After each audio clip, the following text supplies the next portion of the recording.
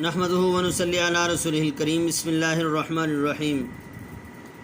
عزیز طلبہ السلام علیکم ورحمۃ اللہ وبرکاتہ۔ آج کی اس ویڈیو کے اندر ہم مضمون نمبر 7 حب وطن پڑھیں گے۔ حب وطن، حب کا معنی ہے محبت اور وطن کا معنی وطن۔ حب وطن، وطن کی محبت۔ سارے جسم کو لے کر گھوم زمانے میں، بس ایک دل کی دھڑکن پاکستان میں رکھ۔ لمحہ لمحہ میں کھنچا جاتا ہوں اس کی جانب، جانے اس مٹی سے اظہر میری نسبت کیا ہے۔ انسان جس خطہ ارض پر پیدا ہوتا ہے، جہاں پرورش پاتا ہے اور جہاں اس کے عزیز و اقارب رہتے ہیں، وہ اس کا وطن کہلاتا ہے۔ انسان کو فطری طور پر اپنے وطن کے در و دیوار سے، اس کے غنچہ و خار سے، غنچہ و خار پھول اور کانٹا، اس کے گلزار و سبزہ زار سے، باغیچے اور کھیت سے، اور اس کے کوچہ و بازار سے ایک انس ہوتا ہے۔ اس جذباتی اور فطری وابستگی کو عرف عام میں حب وطن کہا جاتا ہے۔ انسان کو اپنے وطن سے بے پناہ لگاؤ ہو جاتا ہے۔ اس نے جہاں جہاں قدم رکھے ہوتے ہیں، ان جگہوں سے اس کو ایک خاص موانست ہوتی ہے۔ موانست، انس کہتے ہیں محبت کو، یعنی محبت ہوتی ہے، اور وہ ان جگہوں کو کبھی نہیں بھلا پاتا۔ یہی حب وطن ہے۔ یہی حب وطن اس کو اپنے وطن کے لیے جان کا نذرانہ دینے پر مجبور کرتی ہے۔ اس کو محسوس ہوتا ہے کہ رنگ اس کو دیے ہم نے، اسے ہم نے سنوارا ہے، یہ دیس ہمارا ہے، ہمیں جان سے پیارا ہے۔ حب وطن کے بغیر انسان کی تکمیل ہی ناممکن ہے۔ اس کو اپنے وطن کے ماحول سے بھی انس ہوتا ہے، اور اس جذبہ محبت میں سرشار ہو کر وہ اپنی جان بھی قربان کرنے پر آمادہ ہو جاتا ہے۔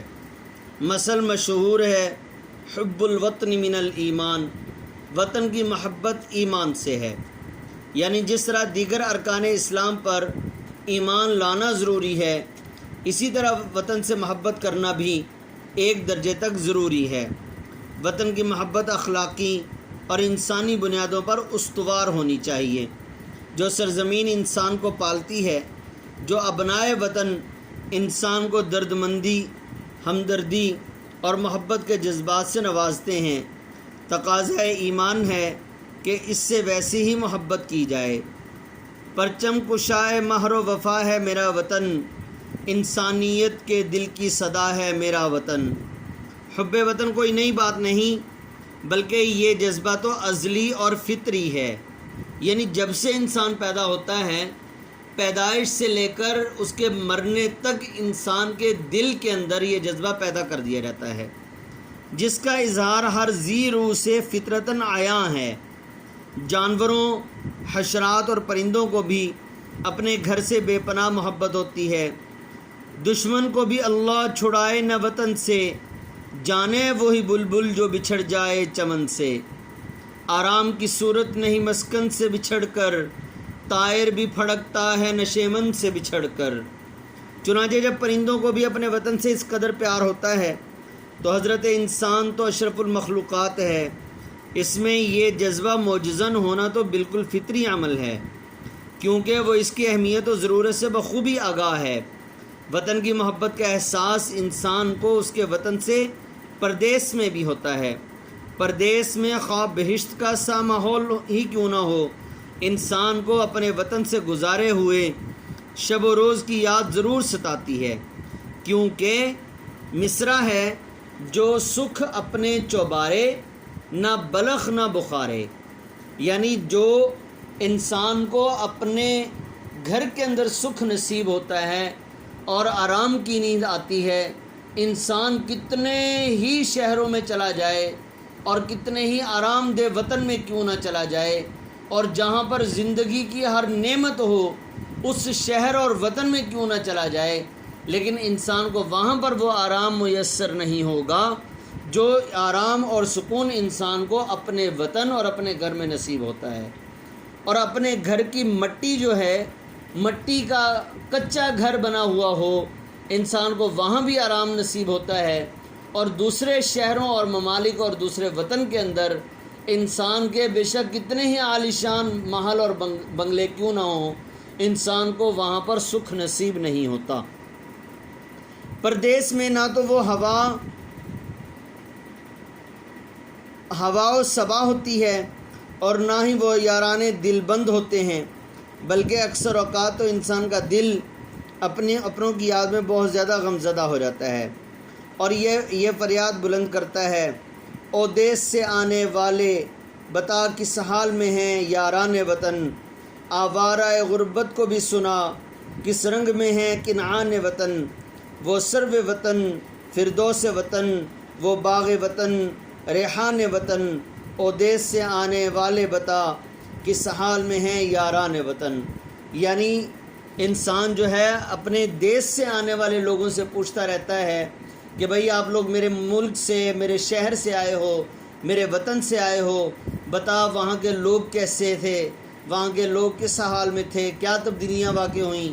جب تک انسان جو ہے اپنے وطن سے آنے والے لوگوں سے، اپنے وطن کے لوگوں اور اپنے وطن کے، اپنے شہر کے، اپنے ملک کے کسی بھی چیز کے بارے میں حال دریافت نہ کر لے، اس کو چین نصیب نہیں ہوتا۔ اور یہ حقیقی بات ہے، یہ صرف عام انسانوں کے اندر ہی نہیں، بلکہ یہی بات پیارے حبیب صلی اللہ علیہ وسلم کے بارے میں بھی ہے، کہ یہی تو وجہ تھی کہ جب پیارے حبیب صلی اللہ علیہ وسلم ہجرت فرمانے لگے اور مدینہ منورہ کی طرف تشریف لے جانے لگے، تو پیارے حبیب صلی اللہ علیہ وسلم مکہ میں پلے بڑے، مکہ میں پیدا ہوئے، مکہ میں 40 سال کا عرصہ گزارا، اور 40 سال کے عرصے کے بعد جب ہجرت کرنے لگے تو وہاں خانہ کعبہ کو خاص طور سے مخاطب ہو کر کہا، بلکہ مکہ کو، اور فرمایا اے مکہ تو مجھے دنیا میں سب سے زیادہ عزیز ہے، لیکن تیرے فرزند مجھے یہاں رہنے نہیں دیتے۔ تیرے باشندے مطلب قریش اور کفار جو تھے وہ پیارے حبیب صلی اللہ علیہ وسلم اور آپ صلی اللہ علیہ وسلم کے ماننے والوں پر ظلم و ستم کیا کرتے تھے، تو جب اللہ کی طرف سے ہجرت کا حکم ہو چکا تو نبی صلی اللہ علیہ وسلم کو جو ہے وہاں سے ہجرت کرنا پڑی، وہاں سے جانا پڑا، لیکن مکہ کی محبت پھر بھی دل کے اندر ہے، اور مکہ میں تشریف لانے کے لیے پھر بھی بے چین ہیں۔ اور اسی کی وجہ تھی کہ صلح حدیبیہ کے موقع پر جس وقت صلح حدیبیہ ہوا تو وہ عمرہ کرنے کے لیے، یعنی مکہ کی زیارت کرنے کے لیے اور خانہ کعبہ کا طواف اور اس کی زیارت کرنے کے لیے ہی تو دوبارہ تشریف لائے تھے، کہ آپ صلی اللہ علیہ وسلم کو مکہ کی یاد بار بار ستا رہی تھی، جس کی وجہ سے آپ مکہ میں تشریف لائے اور فرمانے لگے کہ چلو عمرہ بھی کر لیں گے اور ساتھ مکہ میں بھی کچھ عرصہ رہنا ہو جائے گا۔ مطلب یہ آپ صلی اللہ علیہ وسلم کا خیال تھا، لیکن اسی کی وجہ سے صلح حدیبیہ کا معاملہ جو ہے وہ طے پایا۔ حب وطن محض ایک جذبہ ہی نہیں، بلکہ اس کے بہت سے تقاضے ہیں۔ اس کا سب سے بڑا تقاضا تو وطن سے وفاداری ہے، یعنی انسان کو اپنے دیس کے ذرے ذرے سے بے پناہ محبت ہو اور وہ اس کو قدر کی نگاہ سے دیکھے۔ علاوہ ازیں وطن کو عالمی برادری میں اعلیٰ اور بلند مقام دلانے کے لیے ہر طرح سے کوشش کرے۔ وطن سے وفاداری حب وطن کا تقاضا ہے، کیونکہ ہم اپنے وطن کی پیداوار کھا کر پلتے ہیں۔ اس کے سایہ دار درخت ہمیں آرام فراہم کرتے ہیں، دن کی روشنی اور رات کی چاندنی ہمارے لیے پیغام حیات بن کر آتی ہے، اس کی ہوا و صبا ہمیں مدھر گیت سناتی ہے، اور اس کے بلند و بالا برف پوش پربت ہمیں تحفظ کا احساس دلاتے ہیں، یعنی پہاڑ وغیرہ، اونچی چٹانیں وغیرہ، بڑی بڑی چٹانیں، یہ ہمیں تحفظ کا احساس دلاتے ہیں۔ یہی وجہ ہے کہ دنیا بھر کے فنکاروں نے اپنے وطن سے محبت کا اظہار کیا۔ کوئی بندہ صحرائی بن کر خوش ہوا تو کوئی مرد کوہستانی کہلا کر جھوم اٹھا، کسی نے اپنے وطن کو سونی دھرتی سے نسبت دی تو کوئی اس کو چاند سے تشبیہ دیتا رہا۔ میرے دیس کے ذرے ذرے میں تنویر جمال خوباں ہے، اس گلشن کا ہر برگ و شجر تصویر جمال خوباں ہے۔ اور بقول شاعر، وطن کے ہوں اگر کانٹے تو بھر لے اپنے دامن میں، اگر ہوں پھول پردیسی تو مت چھو بے وفا ہوں گے۔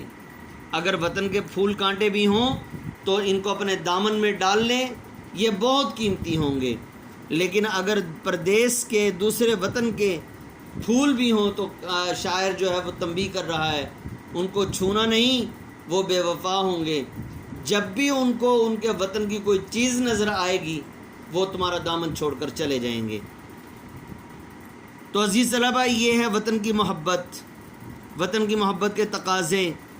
اب وطن کی محبت کے تقاضے کو پورا کرنے کے لیے ہی مجاہدین یعنی آرمی ہماری جو ہے وہ ہر وقت جو ہے وہ پہرا دیتی ہے، سردی اور گرمی کو برداشت کرتی ہے، دھوپ اور جو ہے وہ چھاؤں کو برداشت کرتی ہے، آندھی طوفانوں کو برداشت کرتی ہے، اور پھر اسی طرح سے دن اور رات ایک کر کے، اور پھر سختی اور نرمی برداشت کرتی ہے، اور پھر ہر طرح سے اپنے وطن کو مشکلات سے بچاتی ہے کہ کہیں دشمن ہماری سرحدوں میں بیٹھنے والا وہ ہمارے وطن کو غلط نظروں سے نہ دیکھے اور اس پر حملہ آور نہ ہو۔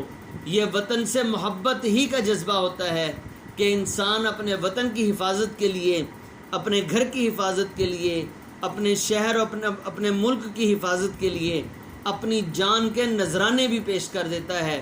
جان قربان کرنا بھی اس کے لیے معمولی سا محسوس ہوتا ہے، اپنے خاندان کو چھوڑ دینا بھی اس کے لیے کوئی بوجھ محسوس نہیں ہوتا۔